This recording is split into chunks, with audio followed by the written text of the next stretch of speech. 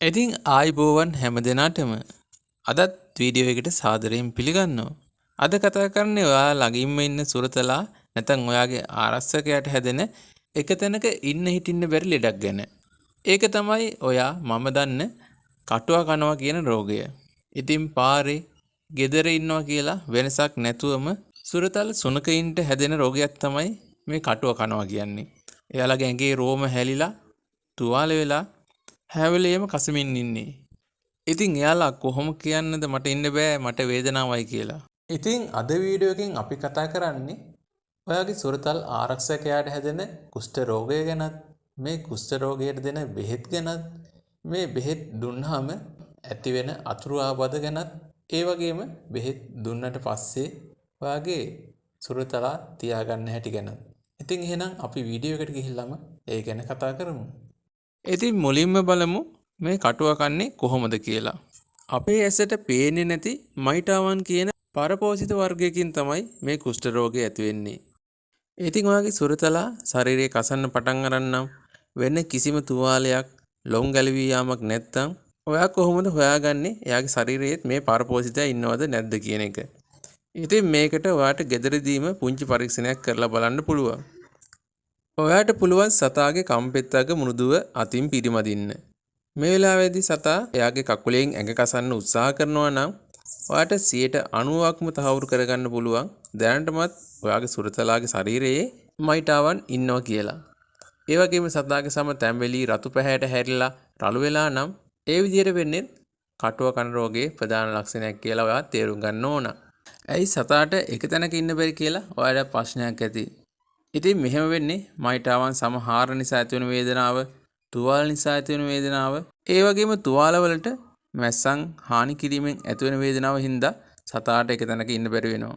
තවත් දෙයක් තමයි සතාගේ රුධිරයේ කෝර්ටිසෝල් මට්ටම වැඩි වීම. කෝර්ටිසෝල් කියන්නේ ආතති හෝමෝන් එක. ඉහත කරුණු තුන හින්දාම සතාට දැඩි මානසික ආතතියක් සහ පීඩනයක් දැනෙනවා. ඉතින් මේ ආසාදනය වැඩි වෙන්න සතා අසාමාන්‍ය හැසිරීම් රටාවකට ලක් වෙනවා. මේ කුෂ්ඨ රෝග වර්ග දෙකක් තියෙනවා පර්යේෂණ වාර්තා වලින් හෙළි කරලා තියෙනවා. ඒ අතරින් සමයට බිත්තර දමමින් සම ආහාරයට ගන්න මයිට ආසාදනයේ ප්‍රධාන තැනක් ගන්නවා. මේ ආසාදනයේ විශේෂත්වය තමයි ඊතා ඉක්මනින් බෝ වීම මිනිසුන්ට පවා මේ ආසාදනය පැතිරීමට ඉඩ ඇති හැකියාවක්. ඉතින් මේ රෝගය ඇති සතෙකුට ඔයා බෙහෙත් කරනවා නම් අනිවාර්යයෙන්ම අත්වැසුම් භාවිත කරන්න ඕනි. සාමාන්‍යයෙන් මේ මයිටාවන්ට මිනිස් සම මත දින 2ක් හෝ 3ක් ජීවත් වෙන්න පුළුවන්. මේ මයිටාව හින්දා මිනිස් සම මත රතු පැහැති පළු නැත්නම් කැසීම් ඇති වෙන්න පුළුවන් බව හෙළි වෙලා තියෙනවා. ඉතින් ඔයා සුරතලාව සුව කරන ගමන් ගෙදර අයට ආසාදනය නොවෙන්නත් කටයුතු කරන්න වෙනවා. දෙවෙනි මයිටා ආසාදනය සිදු වෙන්නේ සෑම සුනකයෙක්ගෙම සමේ ස්වභාවිකවම ඉන්න මයිටාවන්ගෙන්. මේ රෝගය සතාගේ ප්‍රතිසත්තිකරණය මත අඩු වැඩි වෙන්න පුළුවන් වුණත් ප්‍රතිසත්තිකරණයේ අඩු සතෙකුගේ වේගයෙන් ව්‍යාප්ත වෙලා රෝගය සමපුරා පැතිරෙන්නත් පුළුවන්. ඉතින් මේ විදිහට වෙන ආසාදන වලට විසඳුම වශයෙන් ලංකාවේ ෆාමසි වලින් ගන්න පුළුවන් කම්බිනේෂන් ටැබ්ලට් එකක් තියෙනවා. ටැබ්ලට් එක ඔයාලට ඉතා අඩු ගානකට ෆාමසි වලින් ගන්න පුළුවන්. ඉතින් මේ ටැබ්ලට් එක කුඩු කරලා ඔයාලට යෝගට් එකක් නැත්තම් නිවුණු කිරි වීදුරුවක් එක්ක ඔයාගේ සුරතල් සතාට දෙන්න පුළුවන්. ඉතින් මේ ටැබ්ලට් එකේ නම තමයි ඇබමෙක් D කියන්නේ. මේක කම්බිනේෂන් ටැබ්ලට් එකක්. ඉතින් දැන් කතා කරමු මේ ටැබ්ලට් එක දෙන්න ඕන නිවැරදි ක්‍රමය සහ අතුරු ආබාධ ගැන. මේ ටැබ්ලට් එකේ ප්‍රධාන වශයෙන්ම සංයෝග දෙකක් තියෙනවා. පළවෙනි එක තමයි අයිවර්මෙක්ටින් කියන සංයෝගය. 1970 දශකයේ අගභාගයේදී විද්‍යාඥයෝ මේක සොයා ගන්නවා. මේ සංයෝගයෙන් පුළුවන් මයිටාවන්ගේ ස්නායු පද්ධතිය අඩපණ කරලා විනාශ කරන්න.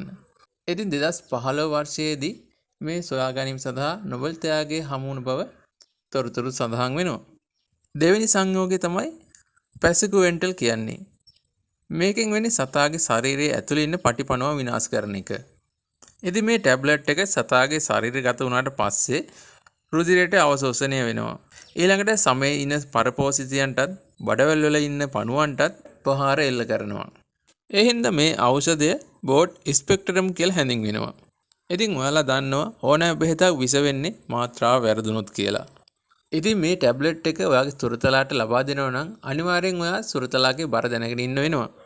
සාමාන්‍යයෙන් ඔයා ෆාමසියෙන් ගන්න ඇබමෙක් D වල ටැබ්ලට් දෙකක් තියෙනවා. මේ ටැබ්ලට් දෙක දීලා තියෙන්නේ ශරීරයේ බර කිලෝග්‍රෑම් 10ක සුනක සුරතලුන්ට. ඉතින් කොහොමද මේ ටැබ්ලට් දෙක ඔයාගේ සුනක සුරතලාට දෙන්නේ? ඔයා එක ටැබ්ලට් එකක් දුන්න කියලා මේ ආසාදනය ඒ ටැබ්ලට් එකෙන් නැති වෙන්නේ නැහැ. දෙවෙනි ටැබ්ලට් එකක් දෙන්න අවශ්‍ය වෙනවා. ඒක දෙන්න ඕනි ඔයා පළමු ටැබ්ලට් එක දීලා මාසයකට පස්සේ. ඒ කියන්නේ පළවෙනි ටැබ්ලට් එක දීලා දවස් 30කට පස්සේ තමයි අනිත් එක දෙන්න ඕනි. සාමාන්‍ය මේ ටැබ්ලට් එක දෙන කාල වකවානුවේදී සතා වැඩිපුර නිදා ගන්න පුළුවන්. මේකට හේතු වන්නේ ටැබ්ලට් එකේ තියෙන අයෝමෙක්ටින්. මේ අයෝමෙක්ටින් ක්‍රියා කරන්නේ පරපෝෂිත මයිටාවන්ගේ ගැබෑ රිසෙප්ටර් කියන ස්නායු පද්ධතියේ කොටසට. සාමාන්‍ය නිරෝගී සුනකගේ මේ වටා තියෙන බ්ලඩ් බ්‍රේන් බැරියර් කියන ආරක්ෂිත පටලිය මගින් බෙහෙත් මොළයට යාම වළක්වනවා. නමුත් සතා දුර්වල නම් ඔයා මාත්‍රාව වැඩියෙන් දීලා නම් මේ ආරක්ෂිත පටලයෙන් බෙහෙත් සල්පයක් මොළයේ වෙත ගමන් කරනවා. සතාට නිදිමත ගතිය ඇති වෙන්නේ ඒ හින්දා. මේක తాවකාලික තත්ත්වයක් වුණත් සතා එක දිගට පැය 12කට වඩා නිදි නම් වහාම වෛද්‍යවරයෙක් හමු යුතු වෙනවා. ඔයාලට ප්‍රශ්නයක් ඇති ඇබමෙක් ඩී එක ටැබ්ලට් එකක් දීලා දවස් 30කට පස්සේ අනිත් එක දෙන්නේ ඇයි කියනවා. කටුව කනවා කියන රෝගයේ මයිටාවන් සතාගේ සම්මත පිටි විතරක් ඉන්න සතු නෙමෙයි. මේ මයිටාවෝ සත්තුන්ගේ සමේ සිදුරු හාරගෙන ඇතුළට ගිහින් බිත්තර දානවා. සාමාන්‍යයෙන් එක මයිටා ගෑනු සතෙක් දිනකට බිත්තර 3ක් වගේ ප්‍රමාණයක් දානවා. මේ බිත්තර සති 2ක් 3ක් ඇතුළත වැඩුණු මයිටාවන් බවට පත් වෙනවා. ඔයා පළවෙනි ටැබ්ලට් එක දුන්නාම මැරෙන්නේ දැනටමත් සතාගේ ශරීරයේ ඉන්න මයිටාවන් විතරයි. නමුත් බිත්තර තාමත් සතාගේ ශරීරයේ තියෙනවා. බිත්තර වලින් එන අලුත් මයිටා පරම්පරාව විනාශ කරන්න ඕන හින්දා තමයි දෙවෙනි ටැබ්ලට් එක දවස් 30කට පස්සේ දෙන්නේ.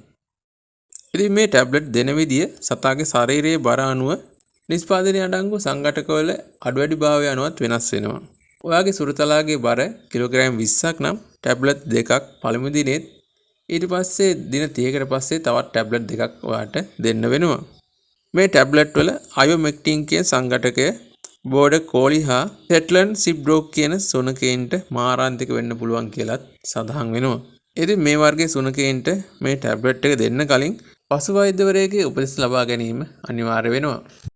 මෙහෙම වුණාම සතා එක තැනකට වෙලා එයාගේ සාමාන්‍ය ක්‍රියාකාරකම් නැතුව නිදාගෙන ඉන්නවා වෙන්න පුළුවන්. ඇස්වල කළු ඉන්ද්‍රියාව ලොකු වෙන්නත් පුළුවන්. නැත්නම් එයා ශරීරයේ ශක්තියක් නොමැතිව ඇවිදිනවා වගේ ඔයාට දකින්නත් පුළුවන්. මේ ලක්ෂණ තියෙනවා නම් නියුරෝටොක්සිසිටි තත්ත්වයක් වෙන්න පුළුවන් කියලා තමයි වෛද්‍යවරු කියන්නේ. ඉතින් ඔයා මේ වෙලාවට ඉක්මනින්ම සතා අඳුරු කාමරයක මිනිත්තු 5ක් 10ක් පමණ රඳවාගෙන තියාගෙන ඊට පස්සේ පශු වෛද්‍යවරයා ළඟට අරගෙන යන්න ඕනි. නමුත් නිවැරදි බරට නිවැරදි මාත්‍රාව දුන්නොත් අවදානම 0.1කටත් අඩුයි කියලා තමයි පරීක්ෂණ වලින් තහවුරු වෙලා තියෙන්නේ. වැදගත් කරුණක් තමයි ඔයාගේ සුරතලා ගර්භණී සතෙක් නම් නැත්නම් කිරි දෙන සතෙක් නම් මේ ටැබ්ලට් එක ලබා දීම අනුතුරුදායක වෙන්නත් පුළුවන්. අනිත් දේ තමයි සති 10කට වඩා අඩු පැටවුන්ට මේ ටැබ්ලට් එක ලබා දීමේ වැළකීම. ඉතින් මේ ටැබ්ලට් එකක් දුන්නට පස්සේ ඔයාගේ සුරතල් සතා වමනය කරනවා නම් එයාගේ ඇස් පේන්නේ නැහැ වගේ නම් නැත්නම් එයාට ඇවිදීමේ අපහසුතාවක් වගේ පෙන්눔 කරනවා නම් අනිවාර්යයෙන්ම වෛද්‍යවරයෙකු උණ ගැසෙන්න ඕනි. ඉතින් මේ ටැබ්ලට් එක දීලා විතරක් මේ මයිටා රෝගේ සුව කරන්න බෑ. සතා ඉන්න පරිසරය ගැනත් හිතන්න වෙනවා. පරීක්ෂණ වාර්තාවලට අනුව මයිටාවන්ට සතාගේ සිරුරේ පිටත පරිසරයේ දින 21ක් දක්වා කාලයක් ජීවත් වෙන්න පුළුවන්. ඔයා ඇබමෙක් ඩී දීලා අවසන් වෙලා සතා ඉන්න වාසස්ථානයේ හෝ ඒ අවට සිටින මයිටාවන්ගෙන් නැවත රෝගේ බෝ වෙන්නත් පුළුවන්. නැත්නම් සතා සමග සිටින අනිත් සතුන්ගෙන් නැවත ආසාදනය වෙන්නත් හැකියාව තියෙනවා. ඒ වගේම දැනටමත් ආසාදනය වෙලා තියෙන සතාගෙන් නිරෝගී සතුන්ටත් මේ රෝගය පැතිරිලා යන ඉඩකඩ වැඩි. එහෙනම් සතාව වෙන් කර තැබීම ඉතාමත් වැදගත් වෙනවා. මේ හේතුව හින්දා පරීක්ෂකයන් නිර්දේශ කරන්නේ බෝරස් කුඩු සල්පයක් සතා ගැවසෙන තැන්වලටත් වාසස්ථානයටත් ඉසීමත් 10%ක බ්ලීච් ද්‍රාවණයකින් පොළ පිස දැමීම කිරීමෙන් මයිටා බිත්තර විනාශ කිරීමේ හැකියාව තියෙන බව 2018 වර්ෂයේ බ්‍රසීලයේ පශු වෛද්‍ය පරීක්ෂණ ආයතනය මගින් සිදු කළ අධ්‍යයනයකට අනුව ඇබමෙක් ඩී වල අඩංගු අයෝමෙක්ටින් භාවිතයෙන් සති 2ක් ඇතුළත මයිටා ගහණය 95%කින් අඩු වෙන බව තහවුරු වුණා. නමුත් එම පර්යේෂකයේම පෙන්වලා දීලා තියෙනවා සතා ගැවසෙන තැන වාසස්ථාන නිසි ලෙස පිරිසිදු කිරීම නොකළහොත් සති 4ක් ඇතුළත නැවත රෝගය ඇතිවීමේ සම්භාවිතාවය 40%කින් වැඩි වෙන බව. ඒ නිසා බෙහෙත් වගේම පිරිසිදුකමත් අනිවාර්ය වෙනවා. ඉතින් බෙහෙත් දෙන අතරතුර සතාගේ මරණු සම ඉක්මනින් වර්ධනය කරන්න ඔයාට මේ දේවල් කරන්න පුළුවන්. ඔයාට පුළුවන් පෝල් තෙල් මේසෙ හැඳිකකට කහකුඩු සල්පයක් සහ විටමින් E කරලක් මිශ්‍ර කරලා සතාගේ එක ආහාර වේලකට එකතු කරන්න. විටමින් E සහ පොල් තෙල් වල ඇති ලෝරික් ඇසිඩ් මගින් සමේ පටක නැවත වර්ධනය වේගවත් කරනවා. ඒ වගේම ඇබමෙක් D සතාට ලබා දෙන විට සතාගේ ආහාර වේලට දෙන ප්‍රෝටීන් ප්‍රතිශතය 5%කින්වත් වැඩි කළොත් සමේ පටක වර්ධනය වීම 30%කින් වේගවත් වෙන බව 2021 දී සිදු කළ පර්යේෂණයකින් තහවුරු වෙලා තියෙනවා. ඒ හින්දා ඔයා ඇබමෙක් D දෙන කාලේ සතාට ප්‍රෝටීන් වැඩි ආහාර ඒ කියන්නේ තැඹු බිත්තර මාස් යෝගට් වගේ දේවල් දෙන එක ඉතාමත් වැදගත් වෙනවා. ඔයා සුරතල් සතාව නාවනකට සල්ප හෝ සෙලේනියම් සල්ෆයිඩ් අඩංගු ෂැම්පූ එකක් අනිවාර්යෙන් භාවිත කරන්න. සතා ඉන්න ඇතිරිලි හෝ එයාගේ වාසස්ථානයේ අනිවාර්යයෙන්ම උණු වතුරෙන් හොදලා විස බීජ හරණය කරන්න වෙනවා. ඒ වගේම සතාගේ ප්‍රතිශක්තිය වැඩි කරන්න ඔමෙගා 3 සහ ඔමෙගා 6 අඩංගු ආහාර ලබා දෙන්න.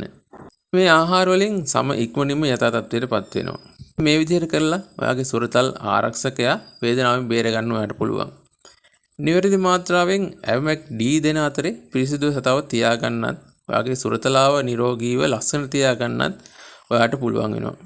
ඉතින් ඔයා සතුට වෙනකොට එයා සතුටින් ඉන්නවා දැකලා ඇති. ඔයා දුකින් ඉන්නකොට එයා දුකින් ඉන්නවා ඔයා දැකලා ඇති. එයාට ඔයාව දැනෙන හින්දා.